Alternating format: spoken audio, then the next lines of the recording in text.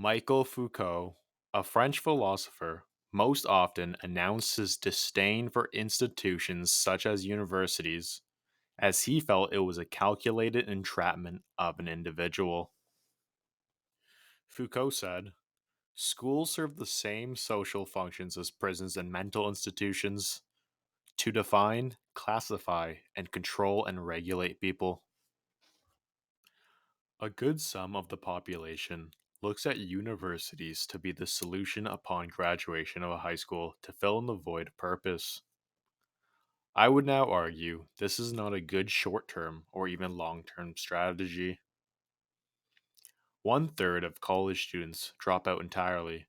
More than half of the students enrolled in college take more than 6 years to graduate. According to a study conducted by Public Agenda, the number one reason for leaving college is money. In many cases, socioeconomic backgrounds are stacked against individuals trying to pursue a university degree. Noam Chomsky labels this as the modern slave paradox. Chomsky says students who acquire large debts, putting themselves through school, are unlikely to think about changing society. When you trap people in a system of debt, they can't afford the time to think. Very often, individuals go into programs because they're forced to. They are unsure of the options and lack the resources and understanding of what going to university really entails. This video explores that an individual should, in fact, access a Big Five personality test at some point before finalizing a career path. The Big Five test enhances your self awareness, giving you a new framework through which to view yourself. Armed with this self knowledge, you can make more informed decisions about your career path. Career coaches often administer the Big Five personality test to help job seekers find a career. Human resource professionals also give the test to new employees to learn about new workers and how they'll perform on a team. The five broad personality traits described by the theory are extroversion, agreeableness, openness, conscientiousness, and neuroticism, often referred to as ocean. The first trait being discussed is openness. This trait features characteristics such as imagination and insight. People who are high in this trait also tend to have a broad range of interests. They are curious about the world and other people and eager to learn new things and enjoy new experiences. People who are high in this trait tend to be more adventurous and creative. People low in this trait are often more traditional and may struggle with abstract thinking. If you are high in openness, you may be very creative, open to trying new things, focused on tackling new challenges, and happy to think about abstract concepts. If you are a person who scores lower on the openness scale, you may dislike change, be more rigid and defined, and lacks the pursuit for new concepts.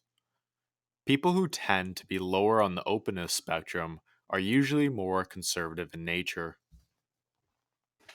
Some careers that may be of interest to you, but not limited to, are actors, the field of the arts, advertising, and working in the social services industry. The second trait in the OCEAN acronym is conscientiousness. Standard features of this dimension include high levels of thoughtfulness, good impulse control, and goal directed behaviors. A person scoring high in conscientiousness usually has a high level of self discipline. These individuals prefer to follow a plan rather than act spontaneously. Their methodic planning and perseverance usually takes them to higher successes in their chosen occupation. Conscientiousness is about how a person controls, regulates, and directs their impulses. Individuals with a high level of conscientiousness on a career test are good at formulating long range goals, organizing planning routes to these goals, and working consistently to achieve them. People usually perceive a conscientious personality type as a responsible and reliable person.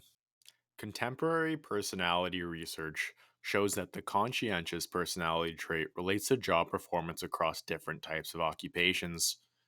That means the person who scores high in conscientiousness on a personality test will be better suited to perform a job.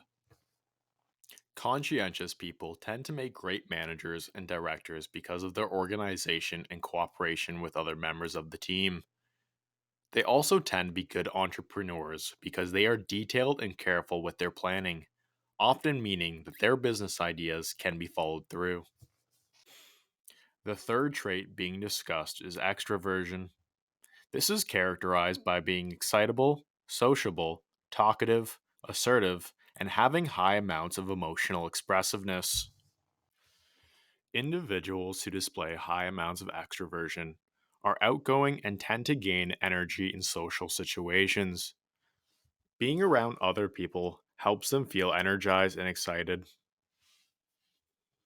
People who are low in extroversion or introverted tend to be more reserved and have less energy to expend in social settings.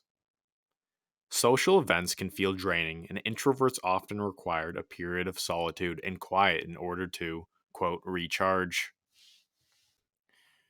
If you are on the lower end of the extroversion scale or are known as more of an introvert, regardless of the role or industry, working remotely, whether as a social media manager or consultant of some kind, enables introverts and shy people to limit interruptions and structure their schedules in a way that works for them. One could possibly space out calls or meetings to allow time to recharge. If you're an introvert, career paths to consider are being a researcher, IT specialist, working in the trades, engineering, chef, data administration. And if you're more of an extrovert, career paths to consider would be lawyer, teacher, nurse, working in sales, and managerial positions. Agreeableness is the fourth trait on the OCEAN acronym. People high in agreeableness are more trusting, affectionate, altruistic, as well as other general pro social behaviors. People high in the pro social trait are particularly empathetic, showing great concern for the welfare of others, and being the first to help out those in need. The agreeable individual often sees people through a rose colored view, trying to find the positive side in everyone. The less amenable person, however, is more inclined to be manipulative, callous, aggressive, and competitive. A disagreeable person doesn't care too much about other people. They make disparaging or offending comments, have little patience, and are easily irked and annoyed.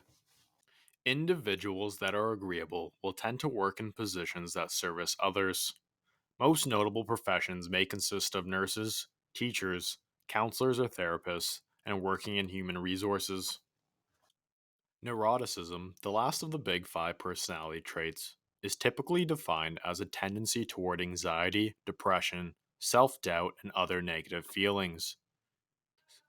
Some self deprecating comedians wear their neuroticism as a badge of honor, but in truth, people with neurotic dispositions are more prone to mood disorders, loneliness, being self conscious, and hypochondria. However, neuroticism may have provided evolutionary advantages. Paying more attention to negative outcomes or risks could have helped certain early humans survive. In the present day, however, it may be a better choice to laugh at one's hangups rather than run away from them. Is there anything someone can do to make themselves less neurotic? The evidence is mixed, but recent studies suggest that personality traits are not set in stone. They can change over the course of a lifetime, particularly after a major life event like getting married or having a child. Some potential career options for someone that is highly neurotic would consist of being a writer, artist, florist, yoga instructor, or freelance designer. The Big Five embraces five very different personality traits, and each person has a different combination of each. It's important to note that potential jobs for people who are higher in neuroticism could vary and the person has an additional strong trait. In addition, personality is highly complex. and there are a variety of theories explaining it. This video is designed to give you some perspective on the big five traits and how you may apply them to your own life. Hey, folks, thanks a lot for watching the video if you got all the way through. I'm currently thinking of doing gaming addiction as the next video. Let me know in the comments if you have any topic you want me to cover. If you enjoy this content, feel free to click the like and subscribe.